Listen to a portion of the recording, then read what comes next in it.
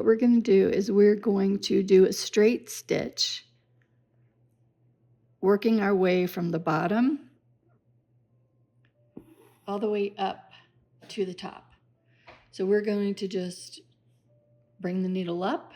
I'm right-handed, so I like to work from left to right. So I'm going to bring my needle up the left part of that bottom straight stitch and then take my needle down to the back, right where the right side of that straight stitch. So all these parallel lines, I'm just going to do a straight stitch, working my way up. And that is the base, the foundation that we're going to use to do the raised chain stitch.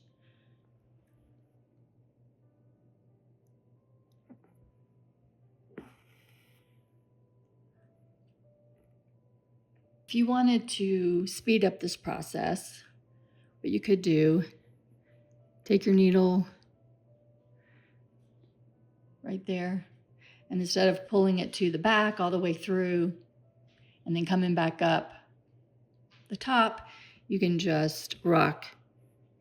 You could rock the needle and bring it up like that and pull it through.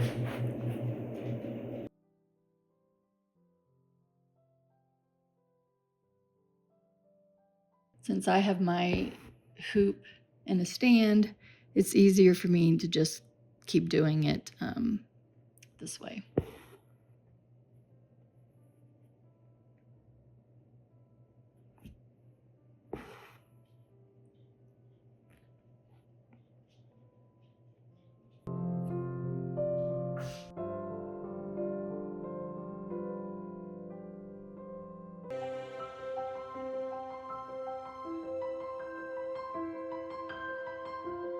The first part of the stitch is now done. We've gotten all of our straight stitches stitched on the stem, bottom to top. For the second phase of this stitch, so I've finished that top straight stitch. So my needle is on the back, is the back of my fabric.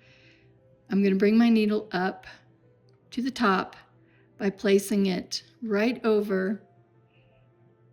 above that top straight stitch, and I am centering it over that straight stitch, and I'm gonna pull my needle through to the top.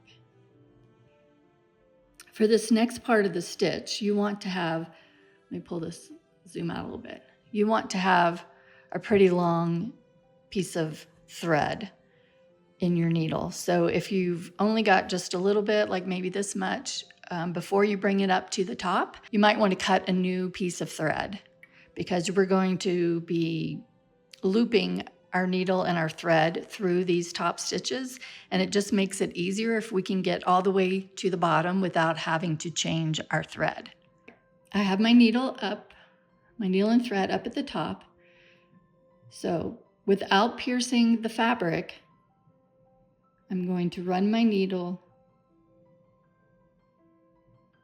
underneath that top straight stitch from bottom to top, and I'm angling my needle a little bit to the left so that I don't go underneath that back stitch, that orange back stitch.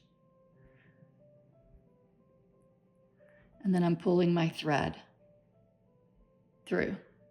I have not pierced the fabric at all. Now I'm going to take the needle and I'm going to go underneath that same top straight stitch, but this time I'm going from top to bottom without piercing the fabric, without going into the orange back stitch above, without going into the green stitch below. And this is key. You zoom out again. This loose thread you want underneath the needle when you pull it through, because we're going to be making a loop.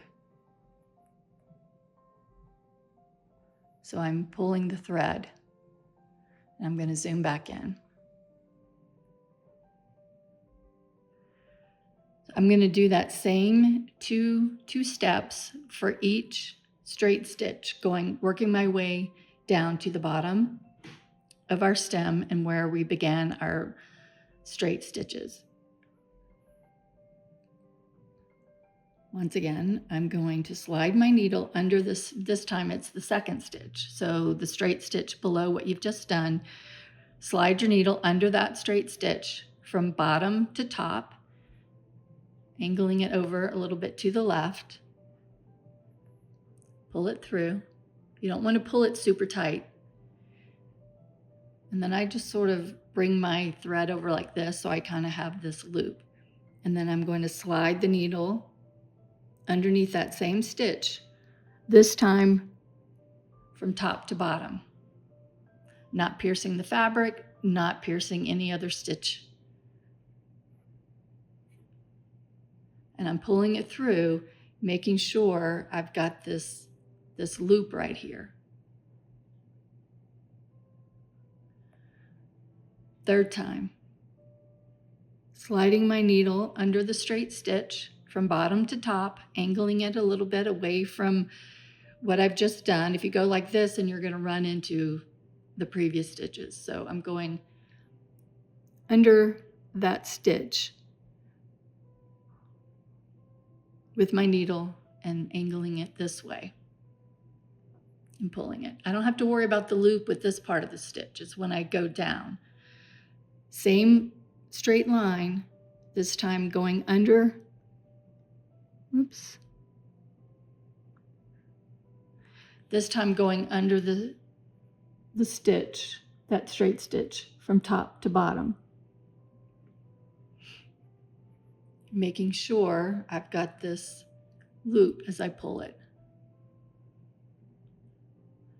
And I'm going to just keep doing that for every single straight stitch.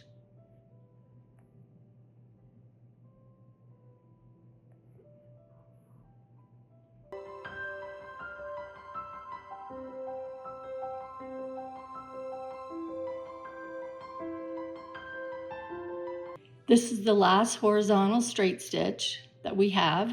So we'll be doing our very last raised chain stitch on this stem.